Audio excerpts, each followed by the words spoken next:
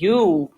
And I am Nadine Blair, of course, and we've got Shena Stubbs Gibson, attorney at law, but passionate as ever to share information. And we're on this journey and we are doing our best to answer your questions and bring information to you that you may not have even realized.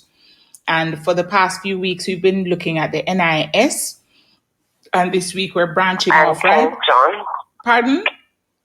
And the pension. And pension, right. Yes. Morning, Sheena. How are you doing? Good morning. Yes. So, yes, we've looked at NIS and NIS pension and the regular pension that's paid to former government employees, public sector employees, and we have also discussed pension that's paid to in the private sector and try to give persons advice on what, if they work in the private sector, what they should look for in terms of pension vis-a-vis those who are in the public sector. I got two letters. Well, from time to time after the program, persons will reach out to me afterwards to post questions. But there were two in particular. One lady said that she had gotten her husband had died. He was a pensioner. That she did get the funeral grant, but that she was waiting to get his NIS pension. Okay. And that she had been waiting for a while and she wanted to know what she could do.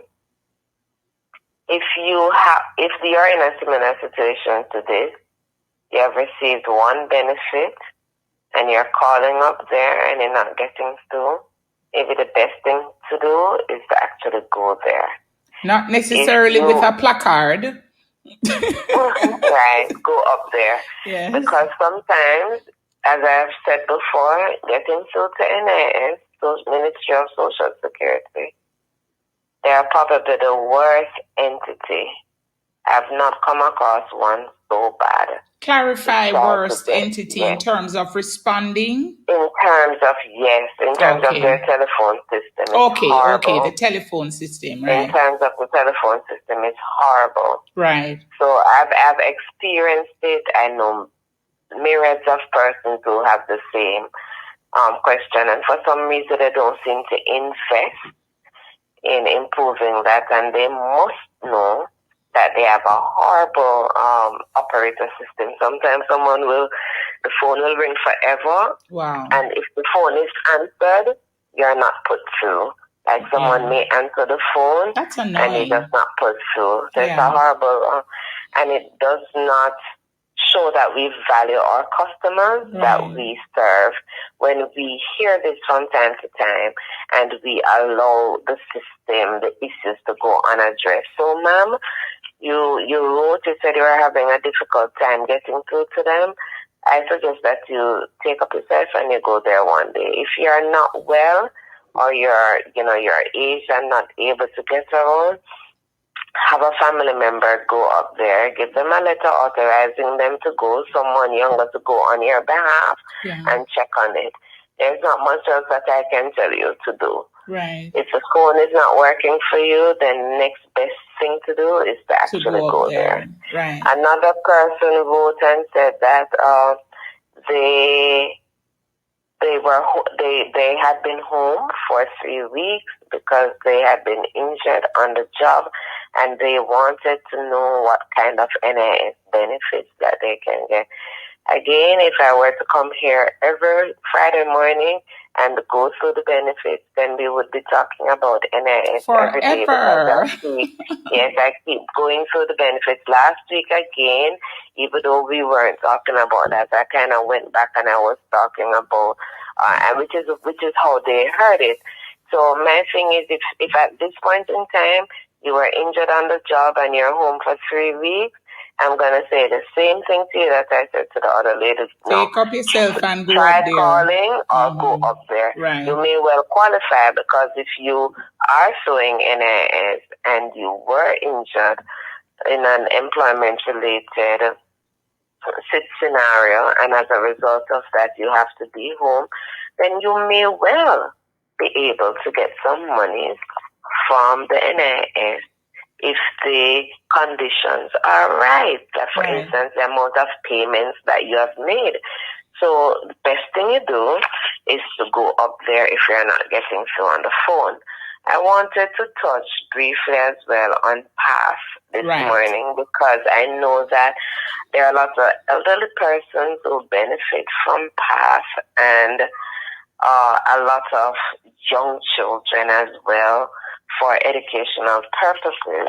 And I figure that there may be persons who listen to this program who could benefit from the information as to how they could apply for it. What are the different categories, right? So there are several different categories of persons who qualify for PASS, right? Children, as I said before, would be one of the beneficiaries from birth to completion of secondary school. So from time to time, you hear persons calling to say their kids going back to school, and they want to know if they're going to get back their PASS benefits. So that's that category. If you are a pregnant woman, members of family who are pregnant or who have not passed 6 months since birth. So pregnant women are especially a vulnerable category that's recognized by several, globally as being a vulnerable group, because many times especially in the Caribbean, the fathers are not around, and the mother is hungry, and that means if the mother is hungry, then the child in vitro is also going to be hungry. And there are special provisions in place through PASS to benefit pregnant and lactating women. Of course, lactating women means women who are breastfeeding. So that's another category that's eligible for assistance under PASS. No, it doesn't mean that you have a nice job and you're pregnant or you're lactating that makes you qualify for PASS. No, it just makes you eligible, and then you would have to fill out paperwork to show them that you are in need. And vulnerable. Elderly folks. So elderly persons who are over 60 years of age would qualify. So you don't qualify, Nadine, because you're far from that need age to older. So designated the process. Oh my goodness. You're not a child, you're not pregnant or lactating, I know. and I'm not a person with disability, I'm telling you. But it's so good though. Right. It's so good to know that there's a program like this that the government can team up with the World Bank and provide benefits for the most needy in society. So how do they get on this now? And for those who don't know how to the other apply. categories first, because there's two more. Yes. The persons with disabilities, the person has to be confirmed as being disabled. I know persons like from in the country, who have access to this. They are family members of persons. Sometimes, and I'm saying this because rural persons may be listening, and sometimes you find there's great poverty in rural areas. You may have a family member who has Down syndrome, or a family member who has multiple sclerosis or something like that. And it's very, very hard to take care of that family member, because they can't really do much to assist themselves. You could apply for a PASS benefit, and you'll get, a couple $1,000 per month. Right. It's not going to be a lot of money, but you can't stretch it. Yes, it definitely can assist with providing food. I can personally speak to knowing persons with disabilities, families personally known to me with disabilities that have benefited from this. Also, if you're the head of a household, sometimes you see all of these persons on TV every day, every night, saying that they're destitute. Up to last night, I saw a gentleman that was, burnt out. So they make provisions for the head of adult poor, it's called, where the head of a family. Adult poor? Adult? Yes, and adult poor, in other words, poor adults, right? So if you're the head of a family, if you're the head of a family consisting of persons who are over 18 but under 16, under 60, so we know that the over 60 can get, but what if you're not over 60? Right. But you're in a household and you're the breadwinner, maybe you're a single mom, so you're the head of the family. Okay. Or maybe it is a nuclear family. And maybe the man is the head, or in some cases it's the head, the woman, and it's a nuclear family. But you're really impoverished. Right. You're very poor. You could also qualify for PASS. So just putting that out there for persons who may think that it's only children who are kids going to school. So putting that out there in the universe of listeners, of Love FM listeners, yes. So that the persons could evaluate their circumstances and say, but I am the head of this household, and my situations are that my house just burn out, and the person maybe didn't know, but now because they're listening to this program, they know that, hey, I could get PASS, even for a while I could apply for PASS. What you'll need the birth certificates to establish anything to do with age. So if you're the head of the family, remember we want to see if you're under 60 or you're over 18. If you are applying because you're elderly, we're going to want to have proof of your age, the birth certificate. We're going to need IDs, right, for the head of the family. So if it's children and the head of the family, whomever, you're going to need IDs. You're going to need TRN for the head of the family. You're going to need birth certificates for the children as well as birth certificates for the family head. And you're going to need birth certificates for adults 60 and over who live in the household.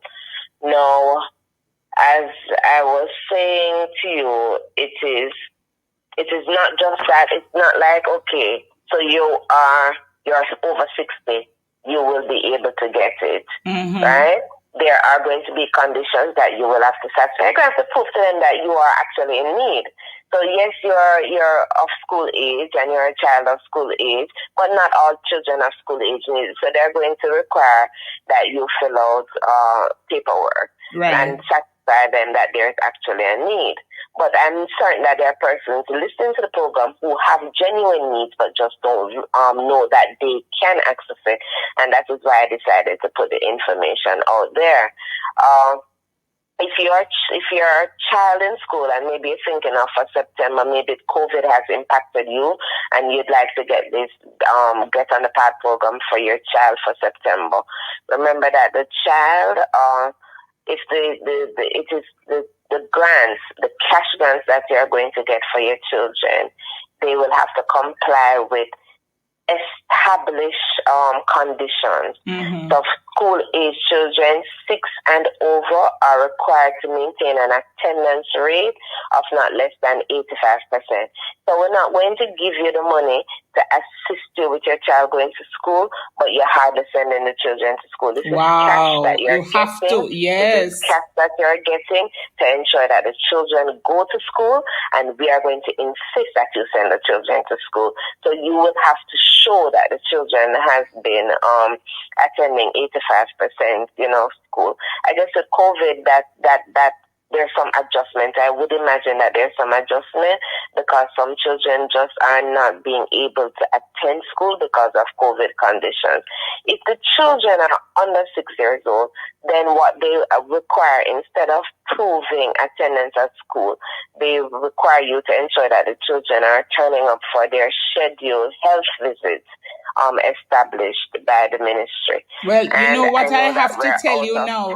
Don't it? Yes, I know that we're out of yes, time. we're definitely out of we'll time. Talk a little bit more about but this is next good. Week, but at least I got in two of the important aspects of that program. Yes, that I indeed. wanted to It is very good. And I thank God, that we're able to help.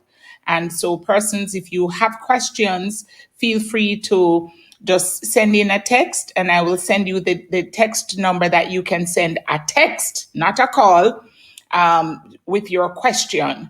Thank you so much, Shena, for sharing with us this morning. Again, it's always a pleasure. And I trust that person's got the information that they needed. Shena Stubbs Gibson, this has been Governance, Policies, and You. Have a fabulous, beautiful rest of the day. Thank you, Nadine. Same to you and your listeners. Yes. Bye. Thank you. All the very best.